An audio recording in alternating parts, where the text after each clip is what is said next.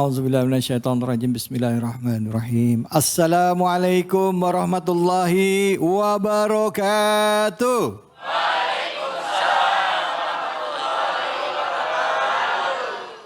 Buah leci, buah atap. Memang cuman jamaah mujahirin Al-Mujahirin Bekasi. Muhajirin. Yang bener yang mana sih? Oh, Muhajirin. Memang cuman jamaah Al-Muhajirin Bekasi yang paling mantap. Ketawa aja. Emang suka gini nih Bu ya. Allah. Luar biasa kalau udah sama Ustadz Abe Gifran, sama guru-guru kita. Apalagi ketemu dengan jamaah semua yang ceria ya. Di hari yang penuh keberkahan setiap akhir pekan, Sabtu dan Ahad ya. Dalam acara kesayangan kita semua yaitu Cahaya Hati Indonesia. Bersama saya David Halik yang insya Allah akan menemani selama acara ini berlangsung ya. Selama 1,5 jam ke depan. Dan tentunya mari pertama-tama kita panjatkan puji syukur atas kehadirat Allah Subhanahu wa Ta'ala. Tidak lupa kita berikan salawat dan salam kepada junjungan kita. Nabi besar yang mulia, Nabi besar Muhammad Sallallahu Alaihi Wasallam. Berserta keluarga, sahabat dan umatnya yang setia hingga akhir zaman. Bu, udah pada makan belum ini? Alhamdulillah, kok matanya pada kriap-kriap, ini kekenyangan apa ya? Masya Allah, siang-siang itu emang paling enak mager ya, malas gerak udah makan apalagi. Dalam Islam itu banyak hal yang diatur ya. Islam itu buku panduan dalam kehidupan kita ya. Punya buku panduan yaitu Al-Quran supaya kita selamat dunia dan akhirat. Jadi kalau pengen selamat dunia akhirat pegangannya Al-Quran. Apa aja yang diatur? Banyak. Dari mulai kita bangun tidur sampai kita tidur lagi. Dari mulai kita lahir sampai kita nanti kembali ya. Kita meninggal, kita wafat. Di antaranya yang diatur adalah mengenai pernikahan. Nah, pernikahan itu masuk di dalam hal-hal yang diatur di dalam Islam. Nah, bagaimana Islam melihat tentang pernikahan ini? Nah, untuk itu hadir bersama kita guru-guru kita yang sudah tidak asing lagi. Udah ngangkat mic aja belum? Ustadz yang selalu digandrungi oleh jamaahnya. Ustadz yang ilmunya sangat dalam. Al-Mukarram Ustadz Abe Gifran. Assalamualaikum warahmatullahi wabarakatuh. Waalaikumsalam guru. Sehat guru. Ya Allah. Alhamdulillah baik, sehat. Bu, Baru pulang haji ini kayaknya. Baru pulang haji. Ya Allah, coba rambut diangkat dulu itu. Ini kalau saya dibuka udah kayak Saya. ya Allah. Bisa benar kalau biar ibu-ibu fokus ya kalau nanya ya. Masya Allah. Bukan dia nggak tahu Al-Muhajirin. Padahal tahu. Ngapa ngomong begitu biar ibu-ibu fokus. Pinter bener ya. Alhamdulillah sehat Bang Hafid. Alhamdulillah sehat Kiai. Kiai ini baru balik haji ini kemarin. Alhamdulillah. Saya kemarin baru pulang haji. Saya doain di sana. Saya didoain? Enggak. Saya kira saya didoain di sono. Aduh, gimana tapi alhamdulillah ya. Alhamdulillah sehat. Bawa jamaah ya di sana ya. Bawa jamaah, alhamdulillah lancar. Mudah-mudahan Bang David dan semua pemirsa bisa haji. Amin, amin ya Allah, amin. Dibayarin apa gimana? Daftar belum lu? Hah? Daftar belum? Belum. Masih lama. Ya Allah. Baik, di sebelah Ustadz Abe Gifran hadir juga guru kita. Beliau adalah tamatan dari Al-Azhar Kairo. Beliau juga sedang mengambil gelar doktoralnya di UIN Makassar. Beliau juga pimpinan di pondok pesantren ya di Al-Kausar Bogor ya, pondok pesantren Al-Kausar Bogor, yaitu Kiai Haji Awaluddin Ghaffar. Assalamualaikum warahmatullahi wabarakatuh Kiai. Waalaikumsalam warahmatullahi wabarakatuh. Ustaz David. Alhamdulillah sehat. Harusnya antum yang duduk di sini. Ya salah. Balik ya. Gantian. Iya. Karena kan kalau dia mah tiap minggu. Iya Kalau benar. kita kali-kali. Justru itu mendingan jadi host ya. Allahu Akbar. Dan samping Ustadz Awaluddin hadir juga guru kita yang luar biasa ini. Beliau ini di pondok pesantren dulu. Di mana Kiai? Saya di Husnul Khotimah. Di Kuningan kalau nggak salah. Kuningan. Kemudian di Perguruan Tinggi Ilmu Al-Quran. Di Jakarta. Perguruan Tinggi Ilmu Al-Quran. Ya, S2-nya ambil di Universitas Islam Brunei Darussalam. Ya salam, Masya Allah. Ini Bu luar biasa loh Bu ilmunya semuanya. Jadi insya Allah berkah, kita berikan salam hormat dan takzim kita untuk Ustadz Hasbi As-Siddiqi. Assalamualaikum warahmatullahi wabarakatuh. Waalaikumsalam warahmatullahi wabarakatuh. Ustadz, Ini ada temennya juga Ustadz Hafiz Quran juga gabung di jamaah ya. Ustadz Agung. Ustadz Agung, Assalamualaikum Ustadz Agung. Ya Allah, luar biasa. Makasih sudah meluangkan waktunya ke sini nih. Ustadz Agung juga teman juga sama Ustadz Awaludin Ghafar. Teman juga sama Ustadz Abe Gifran katanya. Teman kita semua. Hah? Teman kita semua. Saya juga temenan ya Ustadz ya. Mukanya muka Al-Quran. Apa? Mukanya muka Al-Quran. Muka Al-Quran ya. Jadi muka Al-Quran tuh bercahaya, glowing. Ya Allah. Jadi kalau muka mau glowing, pokoknya bersahabat dengan Al-Quran. Allah, nggak usah ke dokter Bu, nggak usah perawatan. Pak, hemat Pak. Hemat ya. Tapi ada juga muka almenak. Apa tuh? Oh, Nyari tanggal mulu. astagfirullahaladzim. Mana orangnya? Mana ada? Ada orangnya? Mana? Ada di sini ntar. Masya Allah. Baik ibu-ibu, bapak-bapak yang dirahmati oleh Allah. Kembali lagi ke tema kita ya mengenai pernikahan. Pernikahan itu bukan cuma sekedar menyatukan dua orang. Tetapi juga ada tanggung jawab di dalamnya. Supaya pernikahan itu benar-benar bisa litas kuno ilahi. Bisa mendamaikan, menjadi penentram jiwa kita antara yang satu dengan yang lainnya. Nah pernikahan seperti apa? Tapi sebelum lebih dalam, sama-sama kita ajak Anda semua untuk menyaksikan tayangan berikut ini.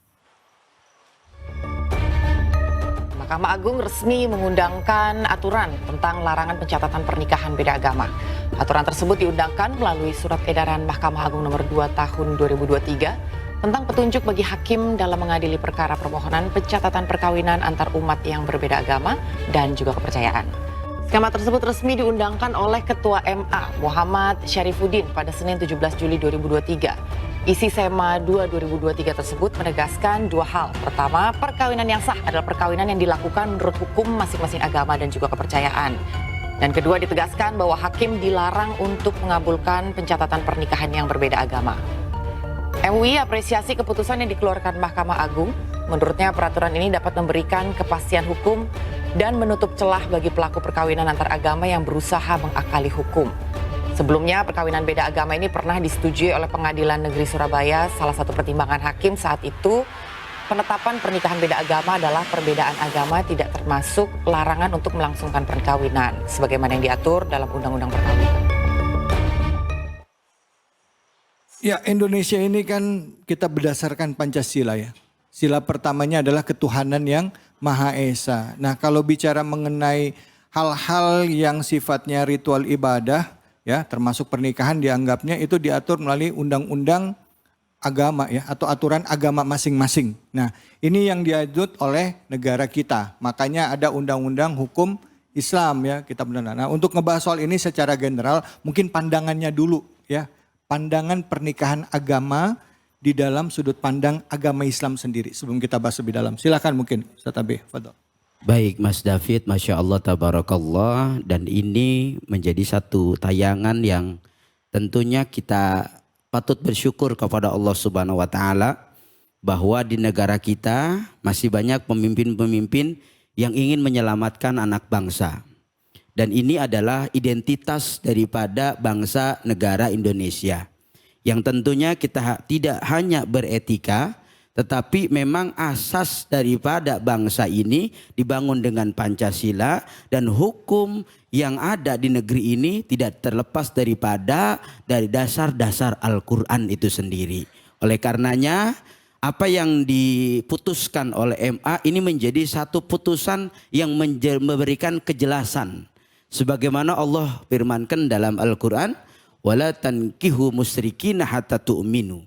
Dan ini adalah jelas, tidak bisa diotak-atik, tidak bisa diingkari dan tidak bisa diragukan. Sebagaimana di sini merupakan nahyi, merupakan larangan. Tidak boleh dinikahi atau jangan menikah siapa orang musyrik kecuali mereka dalam keadaan beriman kepada Allah Subhanahu wa Ta'ala. Maka ketika apa yang diputuskan oleh MA ini senada dengan apa yang diperintahkan oleh Allah, maka kalau demikian insya Allah bangsa ini akan dijaga dari azab oleh Allah Subhanahu wa Ta'ala.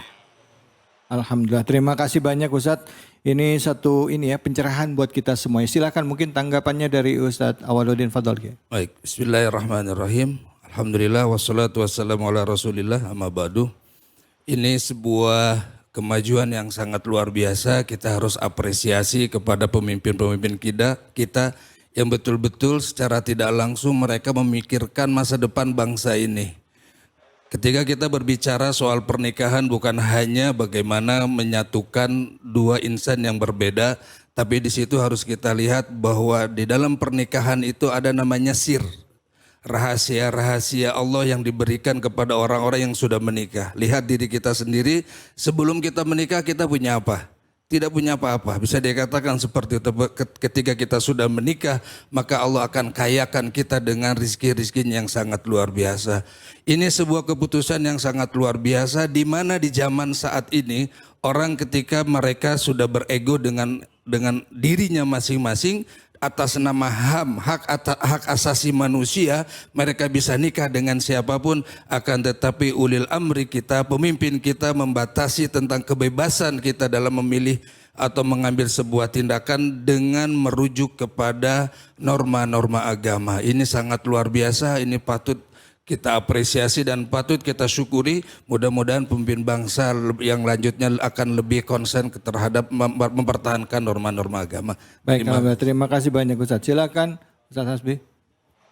Apa yang diputuskan oleh MA berupa larangan beda agama itu betul-betul membuat hati kita senang, bahagia. Orang-orang Islam, kita orang-orang yang beriman, guru-guru di sini, semua pemirsa Cahaya Hati di seluruh Indonesia, termasuk di sini bapak-bapak, ibu-ibu, membuat kita bahagia. Sehingga diapresiasi oleh MUI. Bahkan bukan diapresiasi oleh MUI saja, tetapi langsung diapresiasi oleh Allah Subhanahu wa Ta'ala. Itulah ayatnya surat Al-Baqarah surat 2 ayat 221. Kang David Khalid mau irama apa? Silakan apa? Mau irama apa? Saya sudes apa? Sudes. Ya. Saya bacakan. Ya. Auzubillahi minasyaitonirrajim.